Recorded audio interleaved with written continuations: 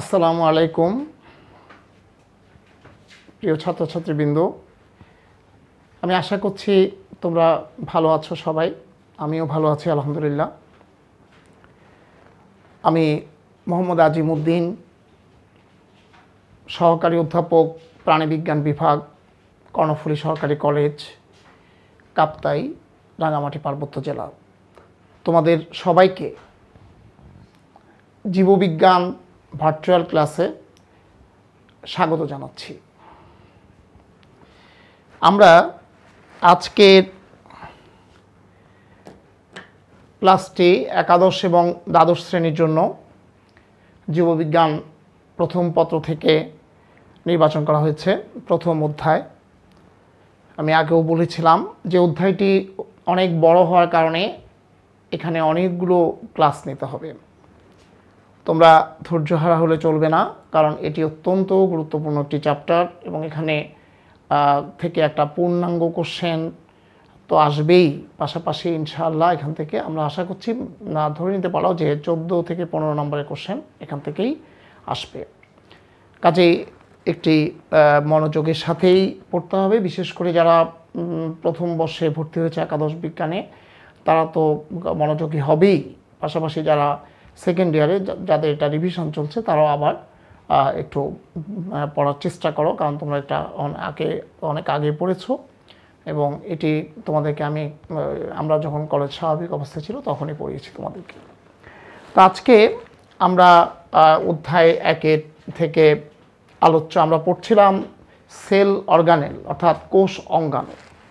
তো সে কোষ অঙ্গাণু থেকে আমাদের আজকে আলোচ্য বিষয় এন্ডোপ্লাজমিক রেটিকুলাম। আজকে ক্লাস থেকে আমরা যা শিখতে পারবো সেখানে কয়েকজন বিজ্ঞানীর নাম আছে, প্রধানত কিথ আর পোর্টার অ্যাটল বলা যায়। অ্যাটল আমি এখানে সংক্ষেপে ওনাদের নামটা করে দিয়েছি, যে ওনার সঙ্গী যারা ছিলেন হচ্ছে ক্লড এবং ফুলাম। এনারা দুজন তার সঙ্গী, পোর্টার আর পোর্টারের সঙ্গী, এবং তারাই প্রথম 1945 সালে একটা এমব্রায়োনিক সেল, মুরগির এমব্রায়োনিক সেলে এন্ডোপ্লাজমিক রেটিকুলামের অস্তিত্ব আবিষ্কার করেন। পরবর্তীতে তখনও কিন্তু এন্ডোপ্লাজমিক রেটিকুলাম নাম দেওয়া হয়নি, নাম দেওয়া হয়েছে এটা 1953 সালে, আরও অনেক পরে। তাহলে আবিষ্কারের সালটা হবে 1945 এবং সেক্ষেত্রে নামকরণের সালটা কিন্তু ভিন্ন হবে, সেটি হবে 1953। আচ্ছা, আমরা এটি কোথায় বেশি পাওয়া যায়? সব ইউক্যারিওটিক কোষেই পাওয়া যায় এন্ডোপ্লাজমিক রেটিকুলাম, তবে সবচেয়ে বেশি পাওয়া যায় অগ্নাশয়, যকৃৎ কোষ এ ধরনের কোষে। আবার ম্যামেলিয়ানদের মধ্যে, যেমন স্তন্যপায়ী প্রাণীদের কোষের মধ্যে লোহিত রক্তকণিকায় এটি পাওয়া যায় না, শুক্রাণুতে পাওয়া যায় না। এখন আমরা স্ট্রাকচারে যাব। আমাদের আজকে দুটো বিষয় গুরুত্বপূর্ণ, এন্ডোপ্লাজমিক রেটিকুলামের স্ট্রাকচার আর একটা হচ্ছে ফাংশন। আমরা দুটো জিনিস জানবো, স্ট্রাকচার অ্যান্ড ফাংশন। আচ্ছা, তাহলে এখন আমরা এখানে আমরা স্ট্রাকচারে চলে যাই এবং প্রথমেই আমাদের ছবি এঁকে দেখি আমরা এন্ডোপ্লাজমিক রেটিকুলামের যে গঠনগতভাবে এন্ডোপ্লাজমিক রেটিকুলাম দুই ধরনের হতে পারে, মসৃণ এন্ডোপ্লাজমিক রেটিকুলাম এবং অমসৃণ এন্ডোপ্লাজমিক রেটিকুলাম। এখন এটা কিসের উপর ভিত্তি করে? এখানে এন্ডোপ্লাজমিক রেটিকুলামের যে ভাগটা আছে, মানে এই যে ভাগটা আমি বললাম, এটি হচ্ছে রাইবোজোমের উপস্থিতি এবং অনুপস্থিতির উপর ভিত্তি করে। তো রাইবোজোমের উপস্থিতি এবং প্রথমে আমরা এন্ডোপ্লাজমিক রেটিকুলামের কয়েকটা বৈশিষ্ট্য বলি এবং তার ভিত্তিতে এন্ডোপ্লাজমিক রেটিকুলামকে আমরা চিহ্নিত করি যে কাকে বলে। ওই যে আমরা সবসময় সংজ্ঞা দেওয়ার চেষ্টা করি এবং বলেছিলাম যে সংজ্ঞাটা কোনো নির্দিষ্ট নয়, এটি হচ্ছে তার বিশেষ কিছু বৈশিষ্ট্যকে কত সুন্দরভাবে উপস্থাপন করা যায়, যতটা সুন্দরভাবে উপস্থাপন করতে পারি সেটি হচ্ছে আমাদের সফলতা। এবং সেটি হবে একটা সুবন্ধ সংখ্যা। কাজে এন্ডোপ্লাজমিক রেটিকুলাম মেইনলি এমন ধরনের একটা কোষ অঙ্গাণু যেটা প্লাজমা মেমব্রেনের সাথে নিউক্লিয়ার মেমব্রেনকে সংযুক্ত করে, এটি একটা বিরাট ব্যাপার। পাশাপাশি এটা তার একটা বৈশিষ্ট্য যে দুটো অর্গানেলকে সংযুক্ত করছে, একটা হচ্ছে প্লাজমা মেমব্রেন, আরেকটা হচ্ছে নিউক্লিয়ার মেমব্রেন, এই দুটোকে সংযুক্ত করে। আর কি পাই, এটা যেহেতু কোষ অঙ্গাণু, এটা সাইটোপ্লাজমে ভাসমান থাকে। পাশাপাশি আরেকটা বৈশিষ্ট্য হচ্ছে সে সাইটোপ্লাজমকে কতগুলো অনিয়ত প্রকোষ্ঠে বিভক্ত করে। কারণ যেখানে যেখানে আমরা ছবিতে দেখব যে যেভাবে তার স্ট্রাকচারাল যে একটা ডিফারেন্সটা আমরা দেখতে পাবো, সেখানে সে সাইটোপ্লাজমের মধ্যে যেভাবে অবস্থান করে পুরো সাইটোপ্লাজমটাই কিছু অনিয়ত প্রকোষ্ঠে বিভক্ত হয়, আমরা সেটি দেখব। তাহলে এই বৈশিষ্ট্যগুলোকে, অথবা আবার আরেকটা ইম্পর্টেন্ট একটা ফাংশন, সেটা হচ্ছে যে এটি প্রোটোপ্লাজমের কাঠামো গঠন করে। তাহলে আমরা এই চারটা বিষয় দিয়েই তাকে সংজ্ঞায়িত করতে পারি, অন্যভাবেও করা যাবে। তবে আমরা যদি এইভাবে বলি যে কোষস্থ সাইটোপ্লাজমে ভাসমান যে কোষ অঙ্গাণু, তাহলে তোমরা লিখে ফেলাও। তোমাদেরকে আমি বলছি যে তোমরা সবসময় ক্লাস এটি শুরু করার আগেই কলম, পেন্সিল এবং খাতা তিনটা জিনিসই রাখবে। তাহলে তোমরা সংজ্ঞাটা এইভাবে লিখে ফেলো যে প্রশ্নটা হচ্ছে এটা জ্ঞানমূলক প্রশ্ন, যে এন্ডোপ্লাজমিক রেটিকুলাম কাকে বলে। তাহলে কোষস্থ সাইটোপ্লাজমে ভাসমান যে কোষ অঙ্গাণু প্লাজমা মেমব্রেনের সাথে নিউক্লিয়ার মেমব্রেনের সংযোগ স্থাপন করে এবং সাইটোপ্লাজমকে কতগুলো অনিয়ত প্রকোষ্ঠে বিভক্ত করে, পাশাপাশি প্রোটোপ্লাজমের কাঠামো গঠন করে, তাকেই এন্ডোপ্লাজমিক রেটিকুলাম বলে।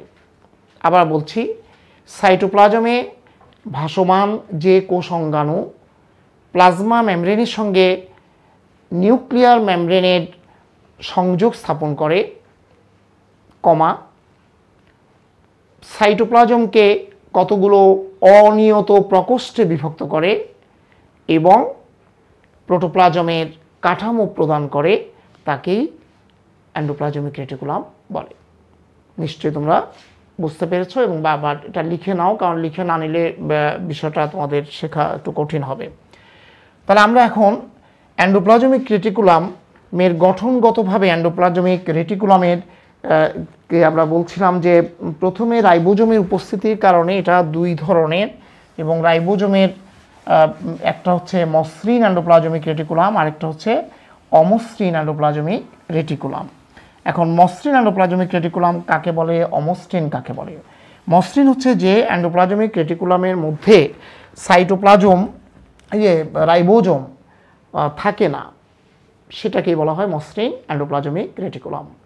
আর অমসৃণ হচ্ছে যে এন্ডোপ্লাজমিক রেটিকুলামের মধ্যে রাইবোজোম থাকে, ওই রাইবোজোমের উপস্থিতির কারণেই এন্ডোপ্লাজমিক রেটিকুলাম অমসৃণ হয়ে পড়ে। তাহলে আমরা বললাম যে রাইবোজোমের উপস্থিতি এবং অনুপস্থিতির উপর ভিত্তি করে এন্ডোপ্লাজমিক রেটিকুলামকে দুই ভাগে ভাগ করা হয়। একটি হচ্ছে অমসৃণ এন্ডোপ্লাজমিক রেটিকুলাম, টু হচ্ছে মসৃণ এন্ডোপ্লাজমিক রেটিকুলাম। অমসৃণ এন্ডোপ্লাজমিক রেটিকুলাম হচ্ছে যে সমস্ত এন্ডোপ্লাজমিক রেটিকুলামের গায়ে বা গাত্রদেশে রাইবোজোম থাকে, তাদেরকে বলা হয় অমসৃণ এন্ডোপ্লাজমিক রেটিকুলাম। আর যে সমস্ত এন্ডোপ্লাজমিক রেটিকুলামের গাত্রদেশে কোনো রাইবোজোম থাকে না, তাদেরকে বলা হয় মসৃণ এন্ডোপ্লাজমিক রেটিকুলাম। এখন আসি আমরা গঠনগতভাবে, এটি হচ্ছে রাইবোজোমের উপস্থিতি অনুপস্থিতির উপর ভিত্তি করে দুই প্রকার বললাম। আর গঠনগতভাবে এন্ডোপ্লাজমিক রেটিকুলাম, সংক্ষেপে ER লিখছি, ER তিন প্রকার, তিন ধরনের। আমরা ছবি আঁকবো, তার আগে দেখি। ওয়ান হচ্ছে সিস্টার্নি,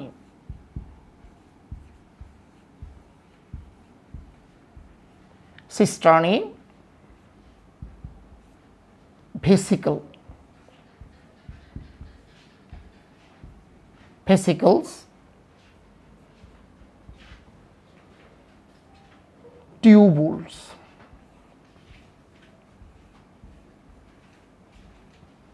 তাহলে আমরা 3 ধরনের পেলাম, সিস্টার্নি, ভেসিকল এবং টিউবুলস। আচ্ছা, এখন আমরা এই 3 ধরনের ছবি আঁকবো, তারপর তাদের মধ্যে এটা দেখাবো। প্রথমে আঁকছি সিস্টার্নি।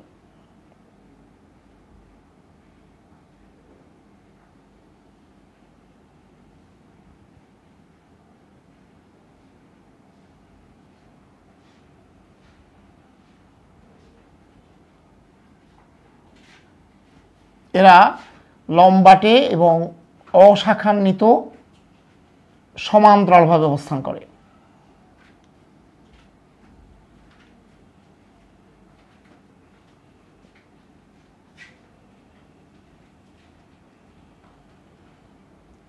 এরাই হচ্ছে সিস্টার্নি। সিস্টার্নির মধ্যে সাধারণত রাইবোজোম থাকতে পারে, নাও থাকতে পারে, তবে বেশিরভাগ ক্ষেত্রে সিস্টার্নির মধ্যে রাইবোজোম থাকে।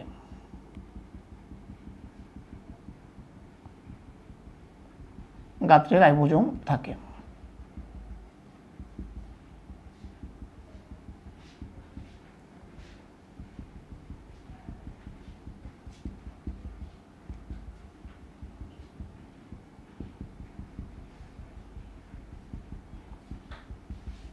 তাহলে এটা হচ্ছে সিস্টার্নি। সিস্টার্নিগুলো হচ্ছে লম্বাটে, চ্যাপ্টা, অনেকটা চৌবাচ্চার মতো মনে হয়। তারপর হচ্ছে এরা সমান্তরালভাবে অবস্থান করে এবং অশাখান্বিত। এদের ব্যাস সাধারণত 50 মাইক্রোমিটার পর্যন্ত, 40 থেকে 50 মাইক্রোমিটার পর্যন্ত হতে পারে। তাহলে এরাই হচ্ছে সিস্টার্নি।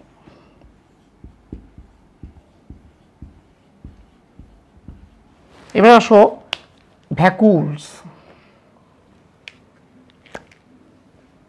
ভ্যাকুলস হচ্ছে ডিম্বাকৃতির অথবা ত্রিভুজাকৃতির অথবা গোলাকৃতির এই ধরনের গঠনকে বলা হয় ভেসিকল, অর্থাৎ থলিকাকার। এদেরকে মেইনলি থলিকাকার বলা হয়। এটা হলো ভেসিকল।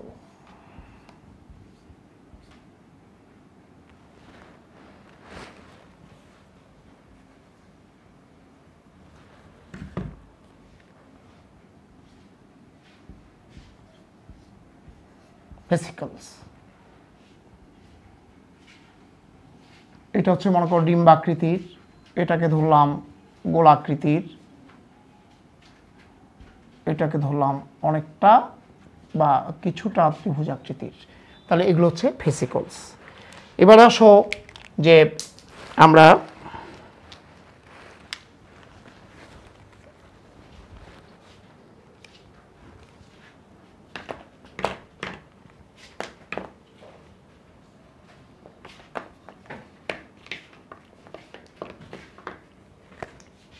টিউবুলস আঁকবো। টিউবুলস হচ্ছে এরকম,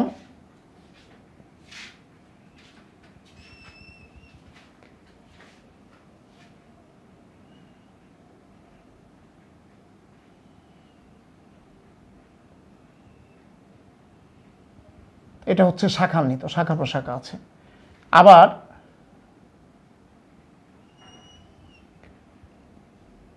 এটির মধ্যে কোনো শাখা প্রশাখা নেই।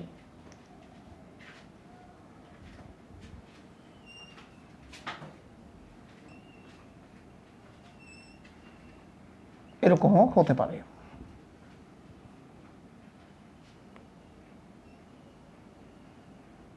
এটি হচ্ছে টিউবুল।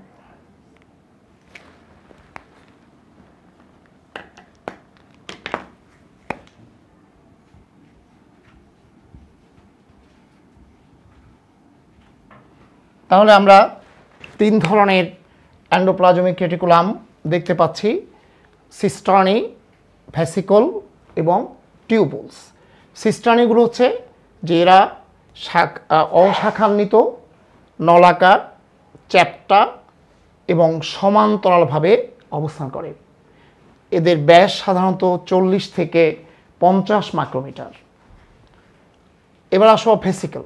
ভেসিকলগুলো হচ্ছে যে ডিম্বাকৃতির অথবা গোলাকৃতির কিংবা ত্রিভুজাকৃতির অথবা থলিকাকৃতির গঠন থাকে এন্ডোপ্লাজমিক রেটিকুলামের মধ্যে। এই ধরনের গঠনকে বলা হয় ভেসিকল। এদের মধ্যে কখনো রাইবোজোম থাকে না, কিন্তু সিস্টার্নের মধ্যে রাইবোজোম থাকতে পারে, আবার নাও থাকতে পারে। আর টিউবুল হচ্ছে যে এরা শাখান্বিত অথবা অশাখান্বিত। যেমন দেখতে পাচ্ছ এটি হচ্ছে শাখান্বিত, এটি শাখান্বিত, এটি শাখান্বিত, এটি আবার অশাখান্বিত। তাহলে টিউবুল হচ্ছে শাখান্বিত অথবা অশাখান্বিত, তবে এরা কখনোই সমান্তরালভাবে অবস্থান করে না। এদেরকে বলা, এদের মধ্যেও রাইবোজোম থাকে না। তাহলে এদের ব্যাস সাধারণত 50 মাইক্রোমিটার থেকে 190 মাইক্রোমিটার পর্যন্ত হতে পারে। তাহলে সিস্টার্নি হলো, আবার বলছি যে স্ট্রাকচার বা গঠন, বলছি যে গঠনগতভাবে তোমার এন্ডোপ্লাজমিক রেটিকুলাম 3 প্রকার: সিস্টার্নি, ভেসিকল, টিউবুল। সিস্টার্নি, vesicle, tubule. সিস্টার্নি হচ্ছে যে সমস্ত এন্ডোপ্লাজমিক রেটিকুলাম নলাকার, চ্যাপ্টা, অশাখান্বিত এবং সমান্তরালভাবে অবস্থান করে তাদেরকে সিস্টার্নি বলে। সিস্টার্নির মধ্যে রাইবোজোম থাকে, ডট দিয়ে যেগুলো দেখানো হচ্ছে এগুলো হচ্ছে রাইবোজোম। তাহলে এখানে রাইবোজোম থাকতে পারে। আর এদের ব্যাস হচ্ছে 40 থেকে 50 মাইক্রোমিটার। আর ভেসিকল হচ্ছে ডিম্বাকৃতির অথবা গোলাকৃতির অথবা ত্রিভুজাকৃতির, ডিম্বাকৃতির অথবা গোলাকৃতির অথবা ত্রিভুজাকৃতির যে এন্ডোপ্লাজমিক রেটিকুলাম তাদেরকে বলা হয় ভেসিকল। অথবা থলিকাকৃতি, ভেসিকল মানে হচ্ছে থলি, থলির মতো গঠন হলে তাদেরকে বলা হয় ভেসিকলস। ভেসিকলসের ব্যাস হতে পারে 25 থেকে 50 মাইক্রোমিটার। এরপর আসো টিউবুল। টিউবুল হচ্ছে যে সমস্ত এন্ডোপ্লাজমিক রেটিকুলাম শাখান্বিত অথবা অশাখান্বিত, নলাকার এবং কখনোই রাইবোজোম বহন করে না, তাদের কি বলা হয় টিউবুলস। টিউবুলসের ব্যাস হতে পারে 50 মাইক্রন থেকে 190 মাইক্রন পর্যন্ত, মাইক্রোমিটার পর্যন্ত হতে পারে। তাহলে আমরা 3 ধরনের এন্ডোপ্লাজমিক রেটিকুলাম জানতে পারলাম। এখন আমরা সামারাইজ করি যে এন্ডোপ্লাজমিক রেটিকুলামকে তাহলে রাইবোজোমের উপস্থিতি এবং অনুপস্থিতির ভিত্তিতে এন্ডোপ্লাজমিক রেটিকুলাম 2 ধরনের, একটা হচ্ছে অমসৃণ এন্ডোপ্লাজমিক রেটিকুলাম, আরেকটা হলো মসৃণ এন্ডোপ্লাজমিক রেটিকুলাম। অমসৃণ হচ্ছে যে সমস্ত এন্ডোপ্লাজমিক রেটিকুলামের মধ্যে রাইবোজোম থাকে তাদেরকে বলে অমসৃণ এন্ডোপ্লাজমিক রেটিকুলাম, আর যাদের মধ্যে রাইবোজোম থাকে না তাদেরকে বলা হয় মসৃণ এন্ডোপ্লাজমিক রেটিকুলাম। গঠনগত বৈষম্যের ভিত্তিতে তাদেরকে 3 ভাগে ভাগ করা হয়: সিস্টার্নি, ভেসিকল এবং টিউবুল। সিস্টার্নি হলো যারা নলাকার, চ্যাপ্টা, অশাখান্বিত এবং রাইবোজোম থাকতে পারে, নাও থাকতে পারে, এ ধরনের এবং সমান্তরালভাবে অবস্থান করে তাদেরকে বলা হয় সিস্টার্নি। সিস্টার্নির ব্যাস 40 থেকে 50 মাইক্রোমিটার। ভেসিকল হচ্ছে যারা ডিম্বাকৃতির অথবা গোলাকৃতির কিংবা ত্রিভুজাকৃতির এন্ডোপ্লাজমিক রেটিকুলাম তাদেরকে বলা হয় ভেসিকল, এবং ভেসিকলের ব্যাস তোমার 25 থেকে 50 মাইক্রোমিটার হতে পারে। টিউবুল হলো যে সমস্ত এন্ডোপ্লাজমিক রেটিকুলাম শাখান্বিত অথবা অশাখান্বিত, নলাকার গঠন এবং কখনোই রাইবোজোম বহন করে না, তাদেরকে বলা হয় টিউবুল। আর টিউবুলের ব্যাস সাধারণত 50 মাইক্রোমিটার থেকে 190 মাইক্রোমিটার পর্যন্ত হতে পারে। আমাদের স্ট্রাকচার অফ এন্ডোপ্লাজমিক রেটিকুলাম এটি শেষ। এখন আমরা ফাংশন অফ এন্ডোপ্লাজমিক রেটিকুলাম, এখন আমরা যেটা পড়ব সেটি হচ্ছে ফাংশন বা কাজ। এন্ডোপ্লাজমিক রেটিকুলাম এর কাজ কি? তাহলে প্রথমত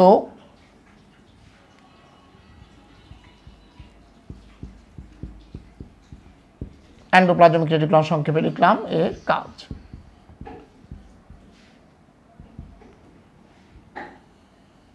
প্রথমত প্রোটোপ্লাজমের কাঠামো গঠন করে। তাহলে প্রোটোপ্লাজমের কাঠামো গঠন,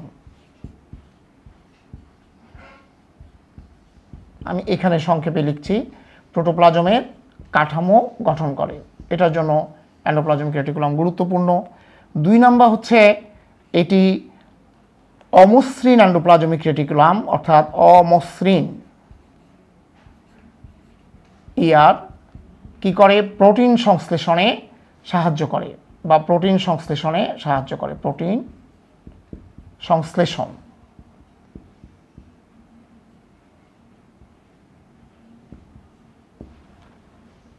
আর মসৃণ এন্ডোপ্লাজমিক রেটিকুলাম, মসৃণটা কি করে? মসৃণ এন্ডোপ্লাজমিক রেটিকুলাম অপ্রোটিন অংশ সংশ্লেষণে সাহায্য করে, যেমন লিপিড, হরমোন,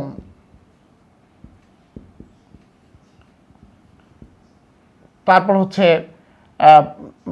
গ্লাইকোজোম ইত্যাদি গঠনে সাহায্য করে। এটি তোমার মসৃণ এন্ডোপ্লাজমিক রেটিকুলাম, অমসৃণ এন্ডোপ্লাজমিক রেটিকুলাম। তারপর হচ্ছে যে মানে সামগ্রিকভাবে এন্ডোপ্লাজমিক রেটিকুলাম বাহক হিসাবে বিভিন্ন এনজাইম বহন করে।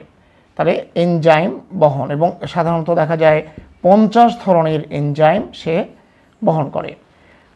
বিষাক্ত পদার্থকে অপসারণ করে। এন্ডোপ্লাজমিক রেটিকুলাম কোষে অনুপ্রবেশিত বিষাক্ত পদার্থকে নিষ্ক্রিয় করে দেয়, নিষ্ক্রিয় করে দেয়। তাহলে কি কি পাচ্ছি? প্রধানত প্রোটোপ্লাজমের কাঠামো গঠন করে। অমসৃণ এন্ডোপ্লাজমিক রেটিকুলাম প্রোটিন সংশ্লেষণে সাহায্য করে। মসৃণ এন্ডোপ্লাজমিক রেটিকুলাম লিপিড, গ্লাইকোজোম অর্থাৎ হরমোন ইত্যাদি সংশ্লেষণে সাহায্য করে। তারপর হচ্ছে এটি 15 ধরনের এনজাইম বহন করে, যেমন তার মধ্যে ATPase, NADH ডায়াফোরেজ এগুলো উল্লেখযোগ্য। এই ধরনের এনজাইম বহন করে। তারপর যেটা বললাম যে এটি বিভিন্ন ধরনের এনজাইম বহন করে এবং আবার বাহক হিসাবেও কাজ করে। তারপর হচ্ছে কোষের যে অনুপ্রবেশিত বিষাক্ত উপাদান সেগুলো নিষ্কাশনে বা নিষ্ক্রিয়করণে সাহায্য করে। এটি হচ্ছে এন্ডোপ্লাজমিক রেটিকুলামের কাজ। অর্থাৎ এন্ডোপ্লাজমিক রেটিকুলাম বা অন্তঃপ্লাজমীয় জালিকা কোষের একটি গুরুত্বপূর্ণ কোষ অঙ্গাণু হিসাবে বিবেচিত। তাহলে আমরা মোটামুটি আজকে ক্লাস এখানেই শেষ করছি। ক্লাস শেষে তোমাদেরকে আমি শিক্ষক হিসাবে কিছুটা তোমার নৈতিক শিক্ষা দেওয়া প্রয়োজন। সেটি হচ্ছে যে আমরা করোনাকালীন এই যে দুঃসময়ে আমরা সুস্থ আছি, তার জন্য সবাই বা নিজ নিজ ধর্ম অনুযায়ী স্রষ্টার কাছে আমরা কৃতজ্ঞতা প্রকাশ করব এবং আমরা যেন সুস্থ থাকি, সুস্থ আছি এই জন্য কৃতজ্ঞতা প্রকাশ করব, সুস্থ থাকার জন্য দোয়া করব। যারা অসুস্থ হয়েছে তারা যেন দ্রুত আরোগ্য লাভ করে সেই জন্য আল্লাহর কাছে দোয়া করব। আর যারা পৃথিবী থেকে বিদায় নিয়েছেন তাদের পরকালীন মুক্তির জন্য আল্লাহর কাছে দোয়া করব। তো তারপর যে চতুর্থ 4 নাম্বার যেটা, সেটি হচ্ছে যে আমরা স্বাস্থ্যবিধি মেনে চলব। আজ এ পর্যন্তই। তোমরা সবাই ভালো থেকো, সুস্থ থেকো এই কামনায় সবাইকে ধন্যবাদ।